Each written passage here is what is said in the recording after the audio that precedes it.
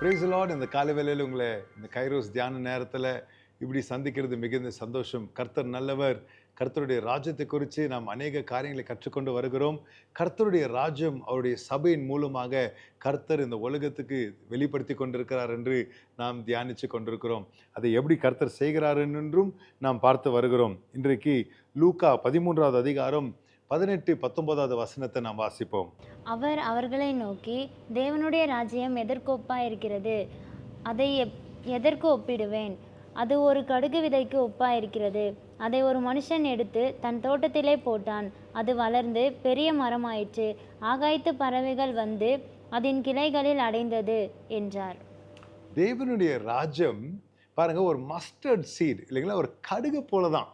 ஆனா அது என்ன ஆச்சுங்க, அது பழுகி பெருகி ஒரு மரமாய் ஆகாயத்தின் பறவைகள் வந்து அது மேல உட்கார்ற அளவுக்கு ஒரு growth. ஹல்லேலூயா. அப்போ தேவனுடைய ராஜ்யம் எப்படி இன்னைக்கு பழுகி பெருகி கொண்டிருக்குதுங்க? சபையின் மூலியமாக.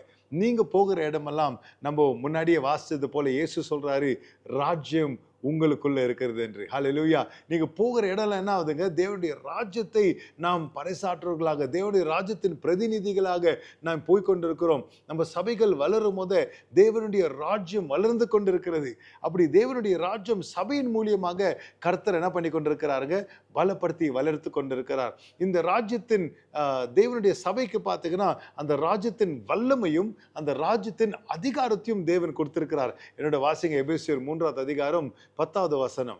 உன்னதங்களில் உள்ள துரைத்தனங்களுக்கும் அதிகாரங்களுக்கும் அவருடைய அனந்த ஞானமானது சபையின் மூலமாய் இப்பொழுது தெரிய வரும் பொருட்டாக. சபையின் மூலமாக உன்னதங்கள் இருக்கிற துரைத்தனங்களுக்கும் அதிகாரங்களுக்கும் அவருடைய அனந்த ஞானமானது, ஆண்டவருடைய அனந்த ஞானத்தை கர்த்தர் என்ன பண்ணி கொண்டிருக்கிறாருங்க, சபையின் மூலியமாக உங்கள் மூலியமாக ஆண்டவர் வெளிப்படுத்தி கொண்டிருக்கிறார். சில வட்டாரங்களை நம்ம பார்க்கும் போது சில இருளின் ஆதிக்கங்கள் இருக்கும் இல்லைங்களா, சில வல்லமையான சாத்தானுடைய காரியங்கள் காணப்படலாம். ஆனா அந்த இடத்துல தேவனுடைய the variety of God's wisdom, அதாங்க மேனிஃபோல்ட் விஸ்டம் ஆஃப் காட்னு சொன்னா வெரைட்டி விஸ்டம், அந்தந்த சூழ்நிலைமைக்கு தக்க தேவ ஞானத்தை கர்த்தர் எப்படி வெளிப்படுத்துறாருங்க, சபையின் மூலியமாக. தேவனுடைய ஞானம் என்ன கொண்டு வருகிறது, பரத்திலிருந்து வருகிற ஞானம் சுத்தமானது.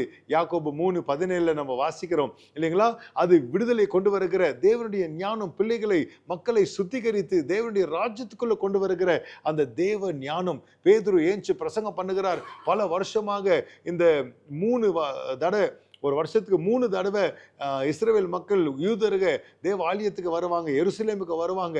பலவிதமான செய்திகளை அவங்க கேட்டிருக்கலாம். ஆனா அன்றைக்கு பேதுரு எழும்பி பிரசங்கம் பண்ணும் போதே சபையின் மூலியமாக தேவனுடைய அனந்த ஞானம் பேதுருவின் வாயில வந்துச்சுங்க.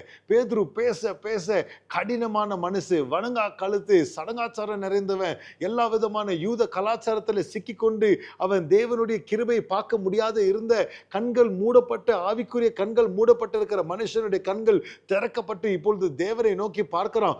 மனம் திரும்ப நாங்க என்ன செய்யணும் எங்களுக்கு சொல்லுங்கள் என்று கேட்கிறோம்.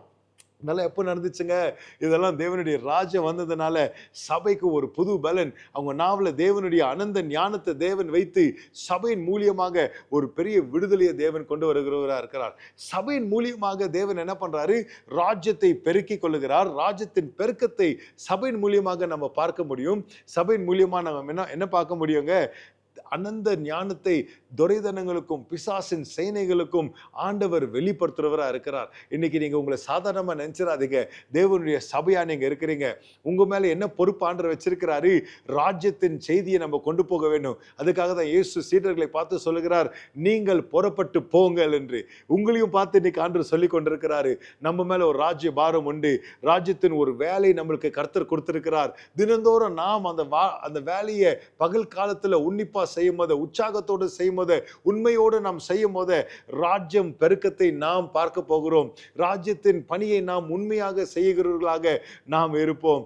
அதை நாம் செய்யும் போது அனந்த ஞானம் நம்ம மூலியமாக வெளிப்படும். பெரிய பெரிய விடுதலைகளை நாம் பார்க்க முடியும். தேவனுடைய அனந்த ஞானம் வெளிப்படும் போது அந்த இடத்துல நம்ம பார்க்கும்போது எழுப்புதல் காணப்படும். ஹல்லேலூயா. இதுக்கு பாத்திரவான்களா ஆண்டவர் நம்மளை ஆயத்தப்படுத்தி கொண்டிருக்கிறார். இரண்டாவதாக நம்ம பார்க்கிறோம், தேவனுடைய ராஜ்யத்துல ஆண்டவர் ஒரு கட்டமைப்பை வச்சிருக்கிறார்.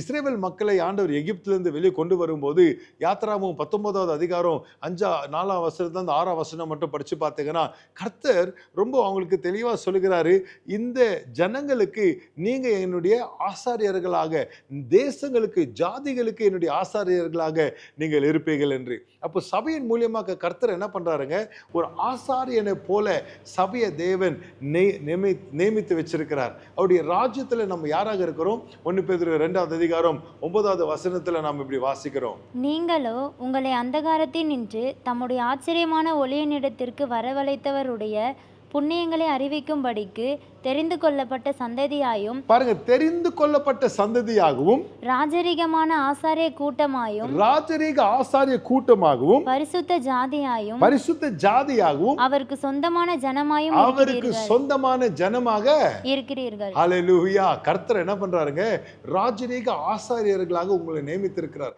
பாருங்க, ஒரு ஆசாரியனை கர்த்தர் முதலாவது நம்ம பார்த்தது போல தெரிந்து கொள்கிறவராக கர்த்தர் இருக்கிறார் இல்லைங்களா? யோவான் 15வது அதிகாரம் 16ஆம் வசனத்துல நம்ம பார்க்கிறோம், நீங்கள் என்னை தெரிந்து கொள்ளல, நான் உங்களை தெரிந்து கொண்டேன்னு ஆண்டவர் சொல்லுகிறார்.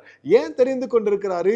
ராஜ்யத்தின் பொறுப்பும் ராஜ்யத்தின் பணியும் நம்ம கையில கொடுத்திருக்கிறார். அவருடைய ராஜ்யத்துல ராஜரீக ஆசாரியர்களாக நாம் செயல்பட நம்மளை அழைச்சிருக்கிறார். அது மாத்திரம் இல்ல, லேவியராகமம் 8ஆம் அதிகாரத்துல நாம் வாசிக்கிறோம், அவர் அளித்த ராஜரீக ஆசாரியர்களை அவர் சுத்திகரிக்கிறவரா இருக்கிறார். அவர் அளித்த ராஜரீக ஆசாரியர்களை 1 பேதுரு 5:5 பார்க்கிறோம், அவர் வஸ்திரம் தரித்து அவர்களை அந்த வேலைக்கு ஊழியத்துக்கு ஆயத்தப்படுத்துகிற தேவனா இருக்கிறார். அது மாத்திரம் இல்லாம லேவியராகமம் 8ஆம் அதிகாரம் 12ஆம் வசனத்துல பார்க்கிறோம், அவர் அளித்த ராஜரீக ஆசாரியர்களை அவர் அபிஷேகித்து ஆயத்தப்படுத்துகிறவரா இருக்கிறார். கடைசியாக பார்க்கிறோம், லேவியராகமம் 8:33 அவர் அளித்த ஆசாரியர்களை அவரே பயிற்சி கொடுத்து அந்த ராஜ்யத்தின் வேலையை செய்ய கர்த்தர் அவங்களை வழி நடத்துறவரா இருக்கிறார். நீங்களாம் யாருங்க? தேவனால தெரிந்து கொள்ளப்பட்ட தேவனுடைய ராஜரீக ஆசாரியர்களா இருக்கிறீங்க. என்னத்துக்காக நம்மளை தெரிந்து கொண்டிருக்கிறாருங்க? அவருடைய ராஜ்யத்தின் பணிகளை நாம் செய்ய. ஹல்லேலூயா. நாம் அப்படி செய்யும் போது கர்த்தர் நம்மளோடு வருவார். நீங்க ஆதி சபையை குறித்து நம்ம வாசிக்கும் போது அப்போஸ்தலரை நம்ம பார்க்கிறோம், மார்க் 16ல நம்ம பார்க்கிறோம், இந்த சீடர்கள் அவங்க வெளியே எழும்பி போகும்போது கர்த்தர் கரம் அவங்களோட பலமாக செயல்பட்டது. ராஜ்யத்தின் கிரியையை மக்கள் பார்த்தாங்க. அவங்க ஊழியத்தை அற்புத அடையாளங்களை கொண்டு ஆண்டவர் நிரூபிக்கிறார். பெரிய காரியங்கள் அந்த இடங்களை நம்ம பார்க்கிறோம். எப்படி நடந்துச்சுன்னு பார்த்தீங்கன்னா, ராஜ்யத்தின் காரியங்களை அவங்க செய்ய முன்னாடி வரும்போது சபையின் மூலியமாக தான் தேவன் ராஜ்யத்தை பெருக செய்ய வைக்கிறார். சபையின் மூலியமாக தேவனுடைய அனந்த ஞானத்தை தேவன் வெளிப்படுத்துகிறார். சபையை தான் தேவன் இந்த காலத்துல தேவனுடைய ராஜரீக ஆசாரியர்களாக நிற்க வச்சிருக்கிறாருங்க. ராஜ்யத்தில் இருக்கிற நமக்கு ஒரு பொறுப்பு உண்டு. ராஜ்யத்தில் இருக்கிற நமக்கு தேவனுடைய உதவி உண்டு. அந்த பொறுப்புல நம்ம உன்னிப்பாக, உற்சாகமாக, உண்மையாக நாம் எழும்பி செயல்படும் போது தேவனுடைய உதவி என்றென்றைக்கும் நம்மளுக்கு குறைபடாது. தேவனுடைய ராஜ்யத்தை கற்றவர்களாக, தேவனுடைய ராஜ்யத்துல ராஜரீக ஆசாரியர்களாக கிறிஸ்து இயேசு வருமலும் உண்மையான ஊழியத்தை செய்து கர்த்தருக்கு ஆசீர்வாதமாக நாம் ஜீவிக்கிற ஒரு வாழ்க்கை நம்மளுக்கு உண்டாகும். நாம் ஜெபிக்க போகிறோம். கர்த்தருடைய கருத்தை நம்மளை ஒப்பு கொடுத்து நம்ம எல்லாரும் ஒரு நிமிஷம் ஜெபிக்கலாம். பிதாவே, உமக்கு நாங்கள் நன்றி சொல்கிறோம். உம்முடைய ராஜ்யத்தை எங்கள் மூலியமாக, சபையின் மூலியமாக நீர் இந்த உலகத்துக்கெல்லாம் கொண்டு போய் இந்த உலகத்தை ஆசீர்வதிக்க வேண்டும் என்று திட்டம் கொண்டிருக்கிறவர் ஐயா. எப்படி ஆபிரகாமை நீர் தெரிந்து கொண்டு அந்த குடும்பத்தின் மூலியமாக இந்த உலகத்தில் இருக்கிற தேசங்கள் ஆசீர்வதிக்கப்பட வேண்டும் என்று நீர் வாஞ்சித்தீரோ, அதே போல எங்களை நீர் தெரிந்து கொண்டு இருக்கிறீங்க அப்பா. ராஜரீக ஆசாரியர்களாக எங்களை நிலைநிறுத்தி இருக்கிறீங்க அப்பா. உமக்காக ஒரு நாளை நாங்க ஓடணும். உம்முடைய ஊழியத்தை நாங்க செய்யணும். பகல் காலத்துல நாங்க ஆவியில அசதியா இருக்கக்கூடாது. ஆவியில அனலா நாங்க இருந்து கர்த்தருடைய சித்தத்தை நிறைவேற்ற எங்களுக்கு நீர் உதவி செய்யுங்கப்பா. ஆண்டவரே, எங்க எல்லாரும் உங்க கருத்துல நாங்க ஒப்பு கொடுக்கிறோம். இந்த மாதத்தின் கடைசியில நாங்க வந்திருக்கிறோம்ப்பா. ஆண்டவரே, எங்க வாழ்க்கை ஒரு பெரிய ஆசீர்வாதமா இருக்க உமக்காக எழும்பி ஓடுகிற இந்த வருஷமெல்லாம் ஆண்டவரே உமக்காக செயல்படுகிற மக்களா நாங்க இருக்க எங்களுக்கு உதவி செய்யுங்கப்பா. ராஜ்யத்தின் பாரம் எங்க உள்ளத்துல இருக்கட்டும் அப்பா. தினந்தோறும் ராஜ்யத்தின் பிள்ளைகளாக நாங்க ஜீவிக்க, ராஜ்யத்தின் ஆண்டவரே ராஜரீக ஆசாரியர்களாக நாங்க செயல்பட, ராஜ்யத்தின் ஆண்டவரே நோக்கம் கொண்டு நாங்க ஓடிக்கொண்டே இருக்க எங்களுக்கு உதவி செய்யுங்க. உமக்கே துதிகன மகிமை செலுத்துகிறோம். இயேசுவின் நாமத்துல ஜெபிக்கிறேன் பிதாவே. ஆமென், ஆமென். கர்த்தர் உங்களை ஆசீர்வதிப்பாராக.